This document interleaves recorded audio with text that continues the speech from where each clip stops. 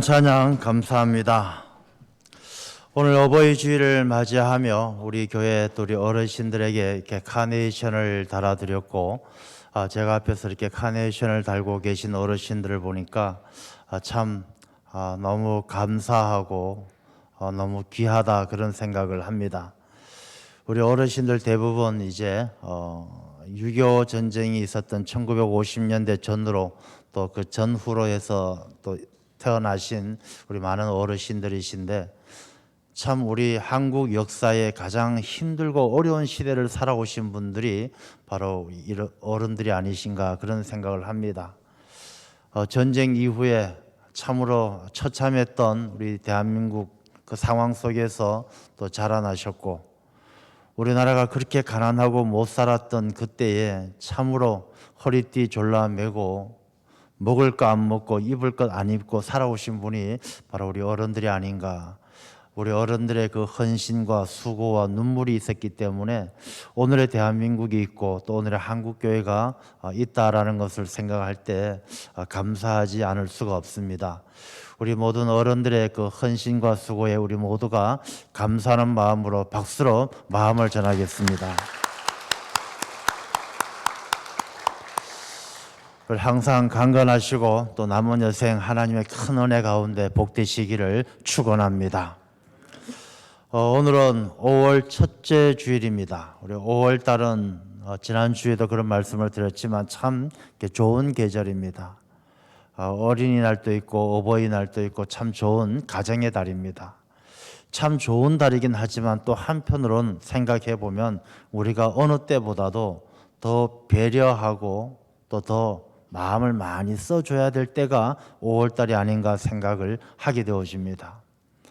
어린이날이라고 해서 어린이들이 있는 가정은 참 어린이가 소중하고 귀엽고 사랑스럽지만 또 자녀 때문에 마음이 아픈 분들도 많이 계신다라는 것을 생각할 때에 우리가 조금 더 마음을 너그럽게 가져야 될 것 같고, 우리 어버이 주일을 맞이하지만 물론 이 땅의 모든 어르신들이 우리의 어머니와 아버지이지만 또 태어나면서 부모의 얼굴조차 알지 못하고 살아가는 그런 또 많은 사람들이 있는 것을 생각해 본다라면, 또 어머니의 사랑을 느끼지 못했던 사람들에게 조금 더 많은 배려를 해야 되는 그런 사랑과 관심을 보다 더 넓게 가져야 되는 때가 이 5월달이 아닌가 그런 생각을 합니다.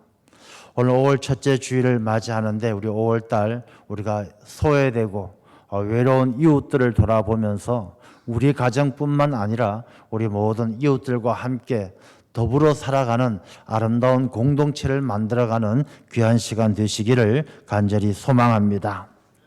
오늘은 특별히 어버이 주일이어서 우리가 어버이 부모님 또 우리가 오늘의 우리가 있기까지 희생하고 헌신하신 우리 어른들의 사랑과 은혜를 생각하며 또 감사하는 마음을 가지고 우리가 그 마음으로 또 다음 세대를 잘 만들어갈 수 있는 그런 우리들이 되어야 되겠다 그런 생각을 하게 되어집니다.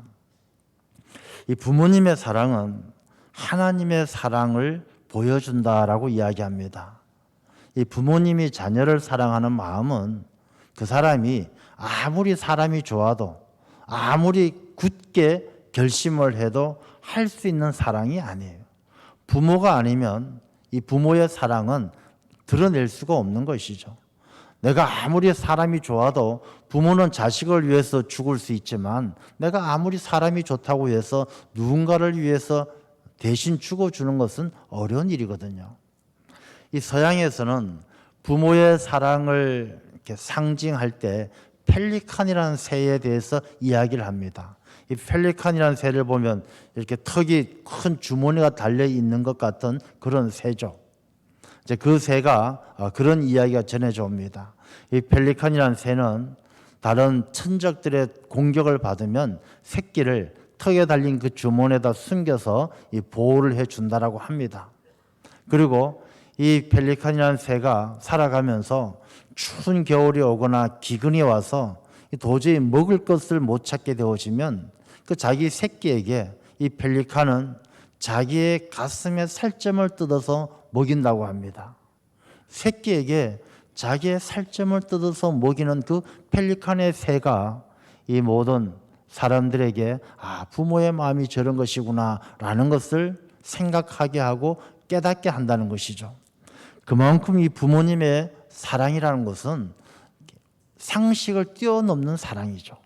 그래서 부모님의 그 사랑과 마음은 하나님이 주신 사랑, 하나님이 주신 마음이 아니면 그 부모의 마음을 가질 수가 없기 때문에 이 부모의 사랑, 그 부모의 마음이 더없이 소중하다는 것입니다. 우리가 오늘 어버이 주일을 맞이해서 이렇게 카네이션을 다 달아드렸는데 이 카네이션의 의미가 어떤 의미가 있느냐 하면은 원래 이 카네이션은 미국 버지니아 주에 있었던 이 안나라는 한 소년이 달기 시작하면서부터 전해진 것입니다. 한 100년도 더 된 이야기인데 이 안나는 어머니와 같이 살았습니다. 어머니와 같이 살았는데 그렇게 어머니와 같이 살다가 어느 날 어머니가 병들어 돌아가셨어요. 돌아가신 다음에 어머니가 돌아가시고 나니까 안나가 자기가 살아생전에 어머니에게 너무 잘해드리지 못한 게 후회가 되는 거예요. 그래서 어머니가 돌아가신 후에 어머니 무덤 주변에다가 어머님께서 좋아하시던 카네이션을 잔뜩 심은 겁니다.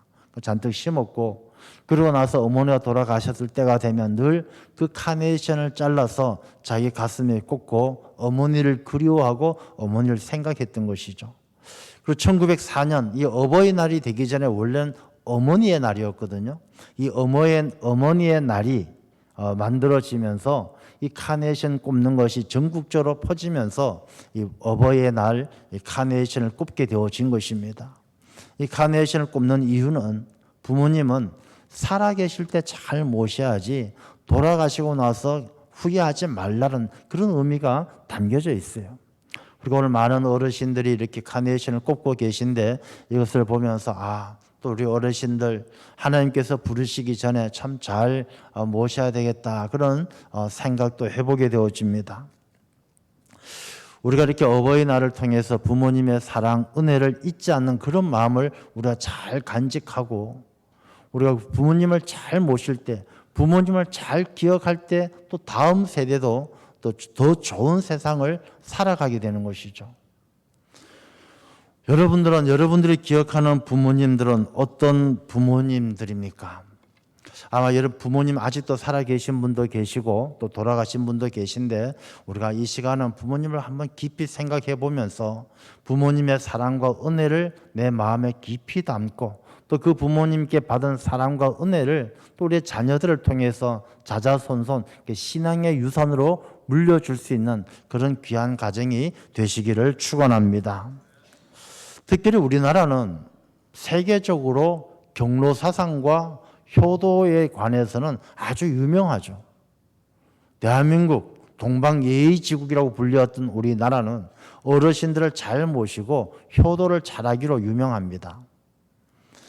고종 황제 때에 우리나라에 왔던 헐버트라는 그런 서양 미국 사람이 있었죠. 이 사람이 고종의 밀사 역할까지 했던 사람인데 나중에 그 사람이 쓴 자서전에 보면 그런 내용이 나옵니다. 내가 다시 태어날 수만 있다라면 나의 노년의 삶을 위해서라도 조선에서 태어나고 싶다. 그렇게 기록을 하고 있습니다. 그만큼 조선에서는 어른들을 잘 모시고 나이 드신 분들을 잘 섬겼기 때문에 자기 노년에 나이 들어서 후손들이 어른을 섬기는 모습을 보면서 감동을 받아 나도 조선에서 태어나고 싶다 그런 이야기를 한 것이죠. 그런데 그랬던 우리나라가 이제 세월이 흘러 지금의 우리의 모습을 보면 어떻습니까? 참 안타까운 마음이 들어요. 우리가 가정의 달을 맞이하고 있지만 대한민국의 가정의 현주소를 보면 우리가 마냥 좋아할 수만은 없는 것이 현실입니다. 이 모든 가정들이 요즘은 가장 많은 주거 형태가 이렇게 독거 가정이죠. 혼자 사는 사람이 거의 모든 세대의 40%에 가까운 그런 시대를 살아갑니다. 혼자 산다는 의미가 무엇이냐? 가정이 옛날 같은 가정이 아니란 것이죠. 부모 자식도 다 불편하고 힘들고 형제도 불편하니 혼자 살겠다는 생각들이 많은 것이죠. 물론 어쩔 수 없는 형편에 혼자 사는 분도 계시지만 또 많은 젊은 사람들 결혼도 싫다, 자녀도 싫다, 출산율이 세계에서 제일 떨어지는 나라가 우리나라 아니겠습니까? 이 가정에 대한 소중함, 자녀에 대한 소중함 이런 것들이 예전 같지 않다는 것입니다. 경로사상, 효도 이러한 마음들이 예전 같지 않다는 것입니다. 부모님을 모시는 것이 당연하게 생각하고 그것이 자기에게 큰 자식에게 기쁨으로 생각했던 그런 시대가 아니라 이젠 부모님 모시는 것이 부담스럽고 불편해서 형제들끼리도 서로 미루고 서로 떠넘기고 이런 안타까운 상황이 우리가 처해 있는 현실이 아닌가 생각을 합니다. 근데 우리가 이런 모습이 사실 우리나라는 뭐 경로사상이나 효도사상이 좋았다가 이제 지금에 와서 나타나는 현상이다라고 생각할 수 있지만 이 역사적으로 보면 이런 일들은 아주 오래전부터 반복되어져 온 것입니다. 오늘 에베소서 6장의 말씀인데 이 에베소에 사는 이 시대도 사도 바울이 볼 때 그러한 시대였어요. 에베소는 큰 도시죠. 항구 도시입니다. 에베소는 많은 사람들이 몰려오는 잘 사는 도시예요. 근데 이 에베소에 사는 사람들도 자기들을 먹고 마시고 즐기는 일에만 마음이 있었지 가정이 흔들리고 가정이 무너지고 부모를 잘 모시지 않는 그런 모습들을 보이고 있었던 것이죠. 그래서 오늘 본문의 말씀은 이 사도 바울이 에베소 교회에 기독교인들, 그리스도인들이 어떻게 하면 올바른 가정, 좋은 가정을 지켜갈 수 있는가 권면하고 있는 말씀의 내용을 담고 있는 것이죠. 그래서 오늘 본문의 말씀은 에베소에 있던 그리스도인들에게 주시는 권면의 말씀이기도 하지만 이 에베소와 별다른 다를 바가 없는 이 시대에 우리도 이 말씀을 다시 한번 마음에 새겨야 되는 귀한 말씀이다라는 것이죠. 자, 오늘 본문의 말씀을 보면요. 자녀들아 주 안에서 너희 부모에게 순종하라 이것이 옳으니라 이렇게 시작합니다. 여기에서 너희 부모, 이 부모라는 말씀에 대해서 잠깐 우리가 생각해 보겠습니다. 부모는 아버지와 어머니를 이야기하지만 이 아버지와 어머니, 아버지 어머니가 혈연적인 관계로 국한되어 있는 것은 아닙니다. 이 사도 바울도 보게 되어지면 성경 속에 바울은 결혼한 적이 없잖아요. 결혼해서 자기 아내와 자식이 없는데도 디모데가 자기 믿음의 아들이에요. 구레네 시몬의 아내가 자기의 어머니와 같았다라고 기록하고 있어요. 그러니까 바울은 결혼한 적이 없어서 실제적인 가정은 없었지만 이 바울은 아들 같은 사람이 있고 어머니 같은 사람이 있고 딸 같은 사람이 있고 다 가족관계처럼 믿음 안에서 한 부모 형제로 여겼다는 것이죠. 우리도 이 부모란 말을 나의 부모로 제한할 것이 아니라 혈연적으로 제한할 것이 아니라 나에게 신앙적으로 또 나에게 같이 함께 생활하는 내 이웃들과 더불어 살아가는 모든 사람들이 나의 부모 같은 아버지 같고 어머니 같은 그런 마음으로 이 말씀을 잘 이해를 해야 하는 것이죠. 우리가 어머니 아버지가 나의 어머니 아버지가 아니라 내 배우자의 어머니 아버지도 나의 어머니 아버지고 내 친구의 어머니 아버지도 나의 어머니 아버지고 내 이웃의 부모도 나의 부모와 같은 그런 마음으로 이 말씀을 잘 이해를 해야 한다는 것입니다. 그래서 내 부모를 공경하라 할 때 아유 목사님 우리 부모님 돌아가셨으니까 이건 저하고는 상관없는 이야기입니다가 아니라는 것이죠. 우리가 주변에 우리에게 사랑을 베풀어 주시고 또 우리가 오늘날에 우리의 삶을 만들어 주신 많은 어른들이 다 우리의 부모이시고 우리가 섬겨야 될 분들이 바로 그들이다라는 것입니다. 종교개혁가에 있던 이 루터도 그런 이야기를 했습니다. 아버지에 대해서 아버지는 네 분의 아버지를 이야기했습니다. 물론 하나님 아버지를 제외하고 이 땅에서 아버지를 이야기합니다. 자, 아버지는 어떤 아버지가 있느냐? 자기를 낳아준 아버지가 있어요. 혈연적으로 아버지죠. 내 자신의 생명, 육신의 생명이 있게 해준 아버지가 있는 것입니다. 육신의 아버지. 두 번째는 우리가 신앙생활을 통해서 거듭나게 해서 하나님의 자녀로 살게 해주시는 목사님, 이 영적인 아버지, 영적인 지도자를 아버지라고 이야기하는 것이죠. 그래서 우리가 말씀을 깨닫게 하고 말씀을 통해서 하나님의 자녀로 거듭나게 해주시는 아버지. 세 번째는 선생님, 내가 무지한 어리석은 내 자신에게 세상을 살아갈 수 있도록 지식을 알게 하고 가르쳐주는 선생님, 그것도 아버지라는 것이죠. 네 번째, 우리가 사회 공동체를 이루어서 살아갈 때 이 공동체가 정의롭고 올바른 세상이 되어줄 수 있도록 이끌어가는 리더, 사회적 지도자도 우리가 아버지처럼 생각해야 한다는 것입니다. 우리나라도 그렇잖아요. 옛날에 군사부 일체란 말이 있지 않습니까? 임금과 스승과 아버지는 다르지 않다는 것이죠. 그래서 우리가 이 부모라는 것은 나를 낳아준 부모뿐만 아니라 우리가 임금과 스승과 영적인 스승과 또 사회적인 지도자를 다 아버지처럼 생각하는 것처럼 우리 어른들을 그렇게 생각해야 한다라는 것입니다. 그래서 오늘 본문의 말씀에 너희 부모에게 순종하라 이것이 옳으니라 내 아버지와 어머니를 공경하라 이것은 약속 있는 첫 계명이니 이렇게 말씀하십니다. 자, 여러분들 한번 곰곰이 생각해 보십시오. 여러분들은 그런 부모들, 나를 낳아준 부모뿐만 아니라 많은 어른들과의 관계 속에서 그들을 어떻게 생각하고 계십니까? 미국의 16대 대통령이 아브라함 링컨이잖아요. 링컨, 노예 해방을 이루었던 링컨. 이 링컨은 세계적으로 역사적으로 못생긴 사람 중에 한 명으로 꼽히는 인물이 링컨입니다.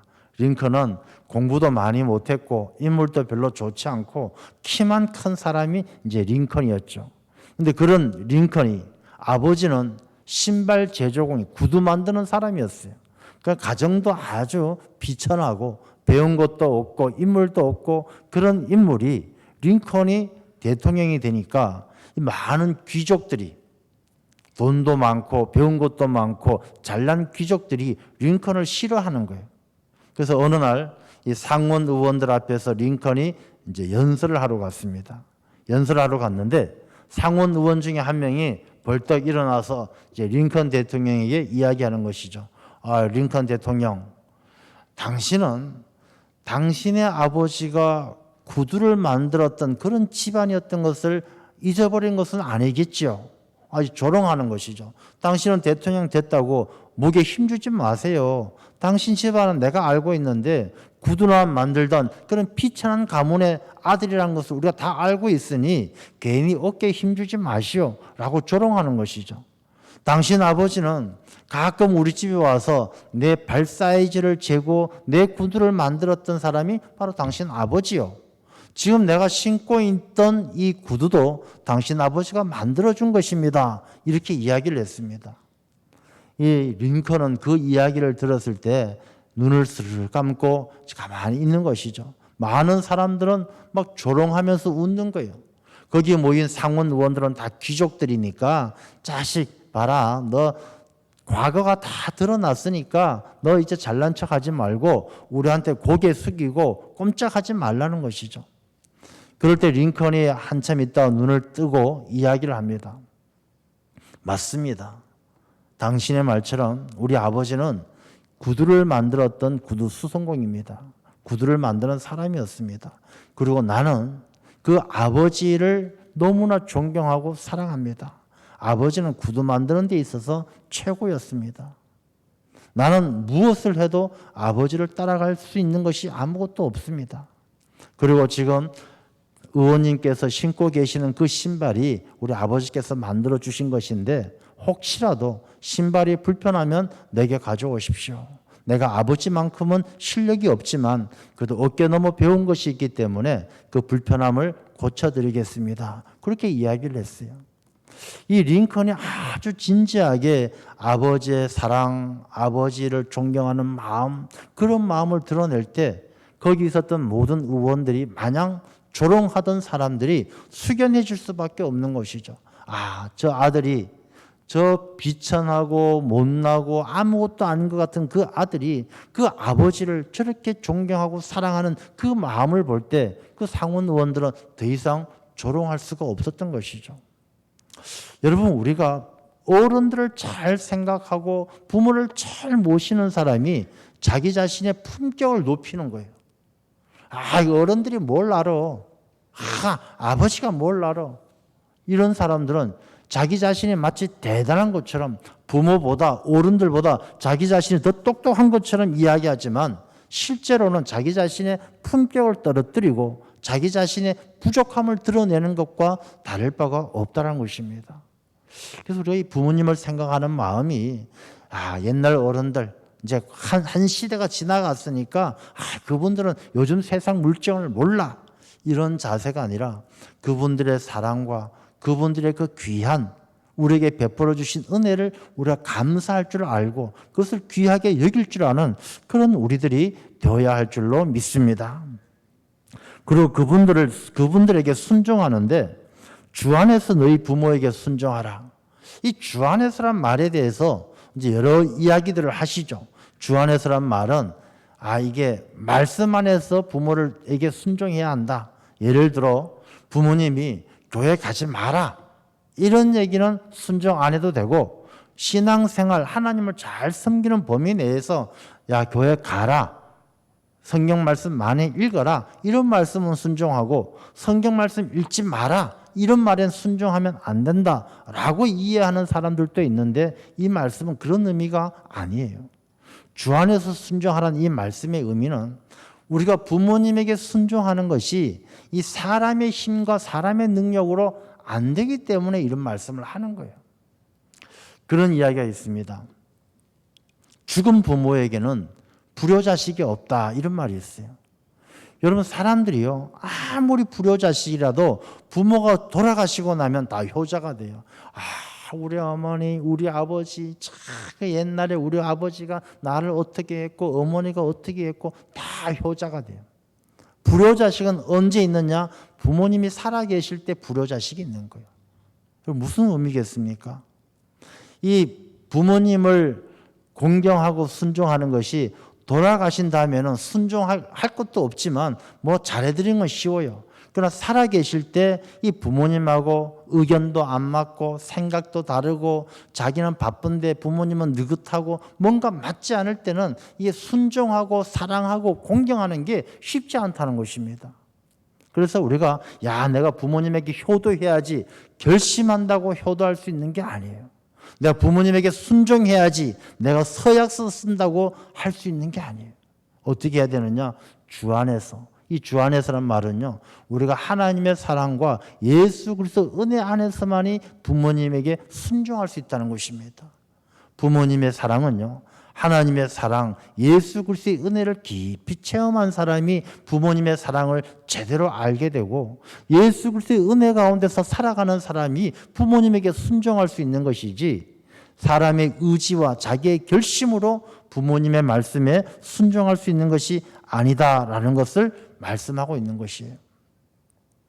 여러분들도 살아보시면 그렇잖아요. 돌아가신 부모는 다 그립고 너무 그 사랑이 크고 너무 애틋하지만 살아계신 부모님을 순종하고 사랑하고 공경하는 것이 얼마나 어려운 일입니까?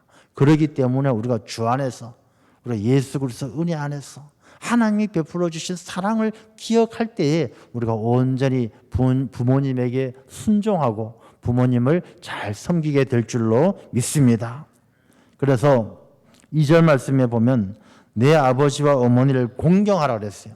그럼 공경하라는 이 말은 영어 성경에는 honor, 명예롭게 하다라는 말이에요. 부모님을 명예롭게, 부모님을 다른 사람들 앞에서 높여드리라는 말씀이 바로 공경하라는 것이죠.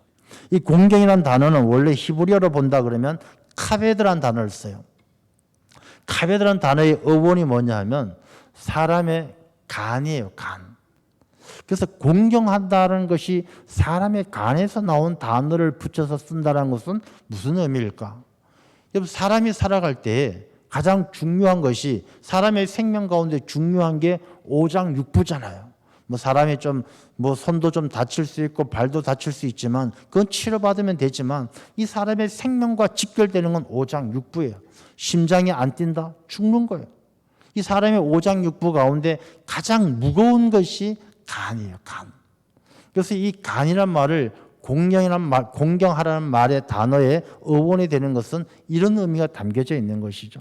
우리가 살아가면서 소중한 게 많은데, 오장육부처럼 많이 있는데 그 중에 가장 부모를 공경하는 것을 가장 무게 있게, 가장 귀하게, 가장 우선순위에 두고 부모님을 공경하라라는 말씀의 의미가 담겨 있는 것이죠. 그러니까 이것저것 할 것 다 하고 남는 시간에 부모를 공경하라는 것이 아니라 부모님을 공경하는 게 내 살아가는 삶 중에 소중한 게 많지만 그 중에 가장 중하게 다뤄야 한다라는 것을 담고 있는 의미죠. 그리고 오늘 본문의 말씀에 보면요. 너희 부모에게 순종하라. 내 아버지와 어머니를 공경하라 할 때 이 부모님에게는 다른 조건이 안 붙어요.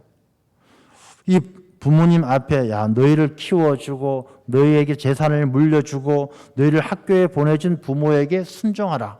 그런 말씀이 아니에요. 야 너에게 재산을 상속해준 아버지와 어머니를 공경하라. 그게 아니에요.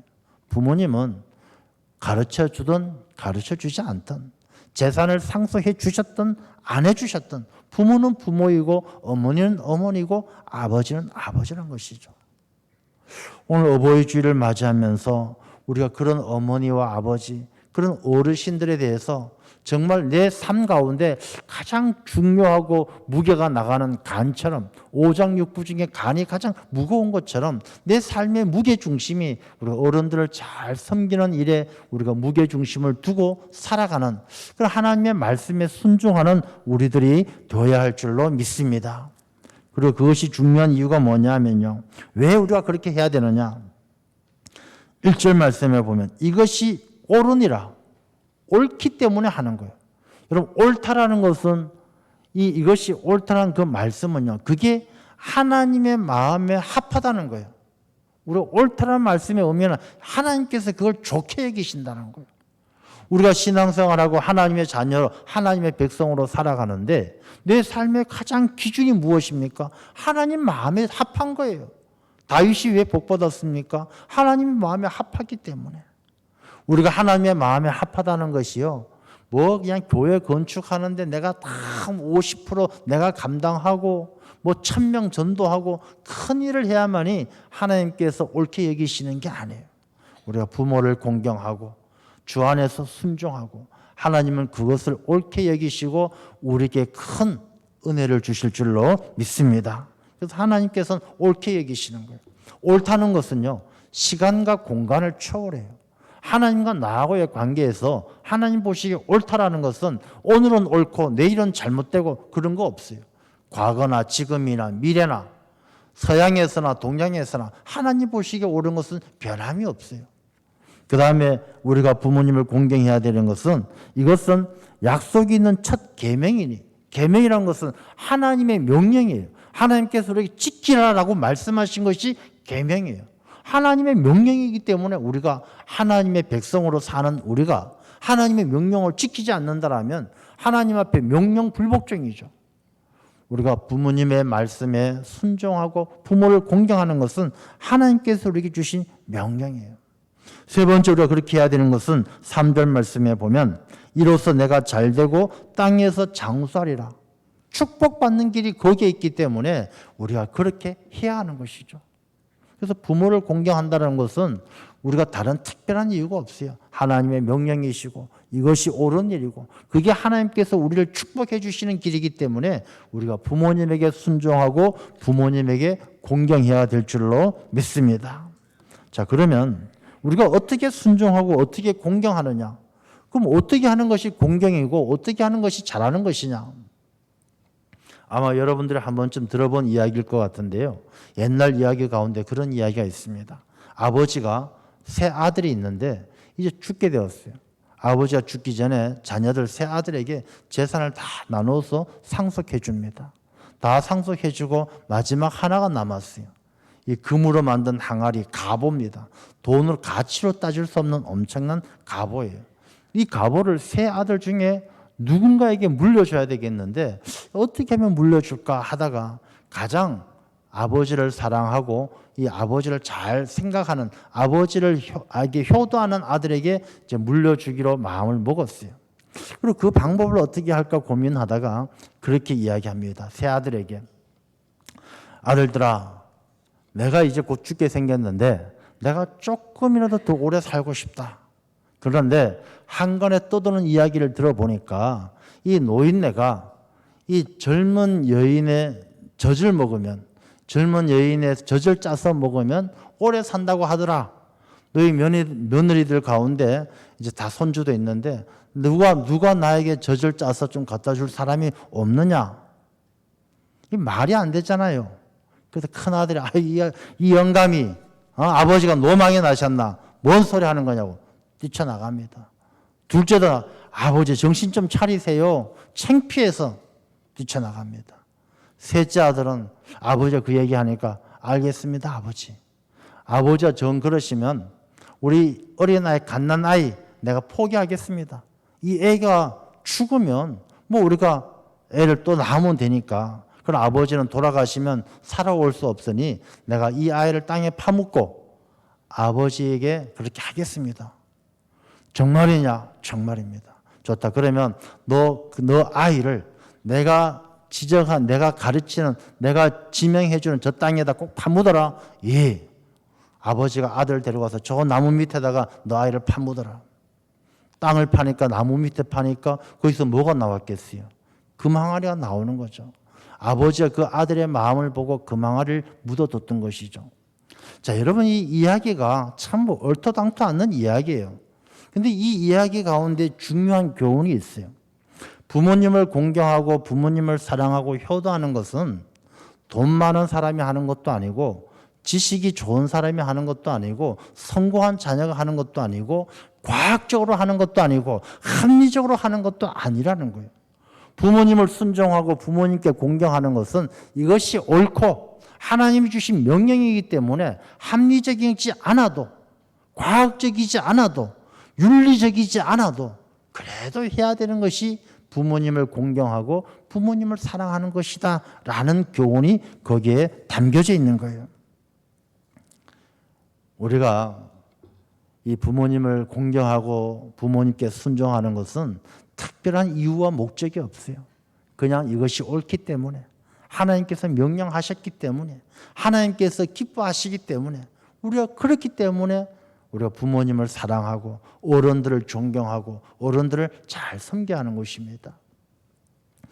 오늘 말씀 가운데 4절 보면요. 또 아비들아 너희 자녀를 노엽게 하지 말고 오직 주의 교훈과 훈계로 양육하라 이렇게 이야기합니다. 여러분 이 이스라엘 땅에서 이스라엘 백성들에게 중요한 단어가 하나 있는데 전승이란 말이 있어요. 전승이란 것은 대대로 전해져 내려오는 것을 이야기하는 것이죠. 우리가 사람들하고 막 이야기를 하다 토론을 하다가 법이요 하면 법대로 갑니다. 이스라엘에서는 전승이요 하면 전승대로 갑니다. 그러니까 어른들의 가르침을 잘 지키는 것이죠. 그런데 어른들이 이야기하실 때 성공하시고 대단하신 양반들이 이야기하는 것은 대체로 90%가 허풍이 담겨져 있어요.